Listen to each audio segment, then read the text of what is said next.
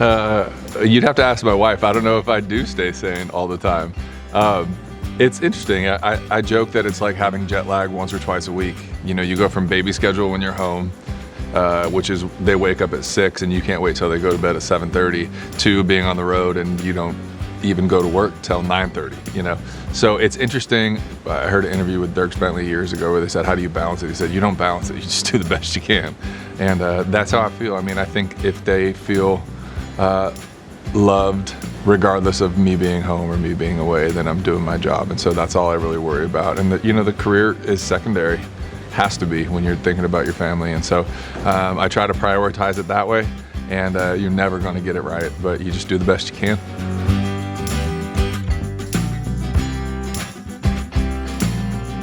It's funny, Across the Sheets is a lyric that popped up in 2 of the songs without me. I wrote both of the songs, but I didn't realize I had put that lyric in 2 songs.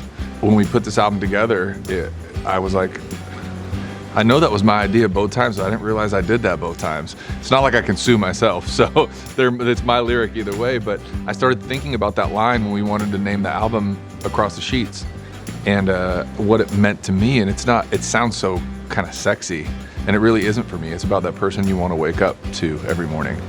You want to wake up and just without even looking, reach across the sheets and have that person be there. And it's cute because for me, it's not just my wife.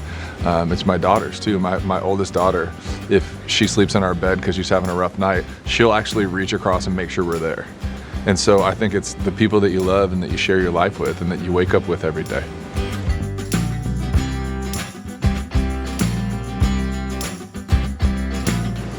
Yeah, it's like I've been saying, it was the most difficult and challenging to write because I'm married to the love of my life with 2 beautiful little girls, and I can't write that record. I can't write a Lullabies record. I just can't. That wouldn't work. So it's the first time that I've had to write outside of what's going on currently in my life. Give that heartbreak song to the people that need the heartbreak song when I'm clearly not going through that. Much harder to write that song when you're not heartbroken, you know?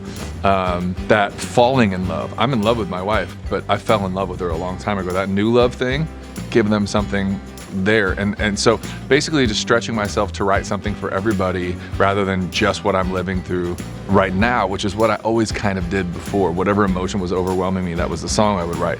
So I stretched it a little bit and I challenged myself, and it was fun. The competitor, the athlete in me really enjoyed the songwriting process this time.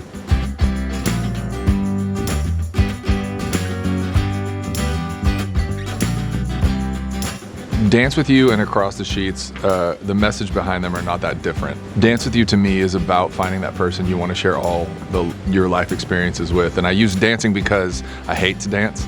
So when I finally met somebody I was willing to dance with, I knew that was the person, because the thing I hate the most in life, or close to, I was still willing to do with her. I wanted to share life with her. And just like I said, the person you want to wake up next to, the person you want to share life experiences with. And we just chose dancing as the example because, again, I don't like to dance, but I'll dance with Taylor any day of the week. So it was a special song. It also felt great for that to be the first single with the title track being Across the Sheets. And you know, when you find somebody that you know is your person, you just put your head down and you share life with them.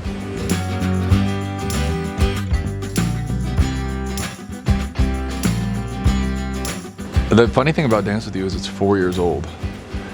So I wrote that right after we got married. And so it was good timing. I got a lot of credit for that one.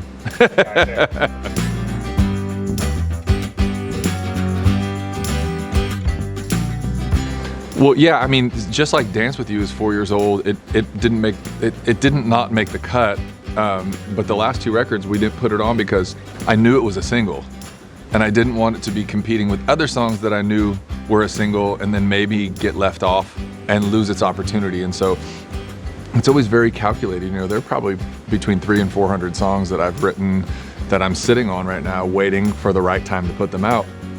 Dance With You is a great example.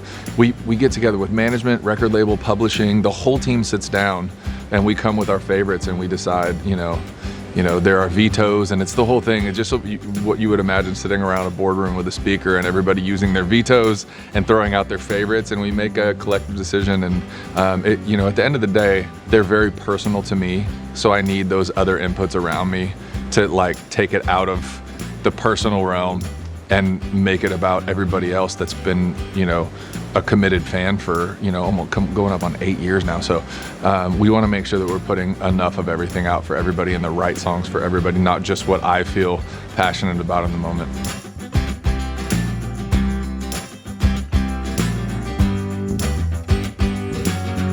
Don't Take the Girl is the song that, growing up in Southern California, it's the song that introduced me to country music. I found it by accident.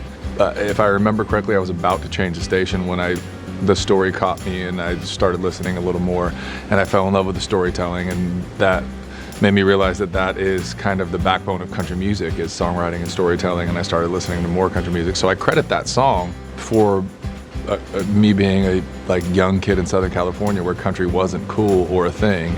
Even the station that we got, it was crackly. We couldn't really hear it. And still I fell in love and started listening. So I credit that song for me being where I am right now. And I've always loved it. I've always covered it. But it just dawned on me that that was 1994 and we're coming up on 30 years, and it just felt like the right time for that to be out for like a 30-year anniversary tribute to what Tim did with that special song.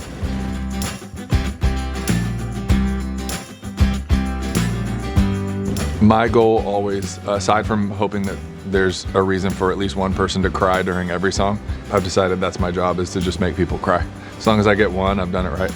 Also, I just want people to feel known and understood, you know, like that they're not the only one going, whether it's heartbreak or love, that they can share it with somebody. And, you know, I always say that I try to pull back the curtain of my life a little bit more. I know a lot of people like to keep their private life private, and there's an element of that, but in the songwriting and in the love and in that side of life, I think that if I'm willing to kind of expose myself and pull the curtain back a little bit, people have at least have the ability to go, I'm not the only one going through that, or I'm not the only one that's ever felt that way, whether it's good or bad. And so they don't feel like they're going through it alone, because not everybody has an outlet to talk about it. But if you hear that song and you go, him too? Cool, I'm not alone in this. So I hope that that's what people take away from this, is that you're not the only one that's been through anything. There's nothing new under the sun. Somebody's felt this before, you're gonna be all right. Or I share that with you, man. I know what that kind of love feels like. So that was my goal, just to make everybody feel known and understood, and I hope that's how it translated.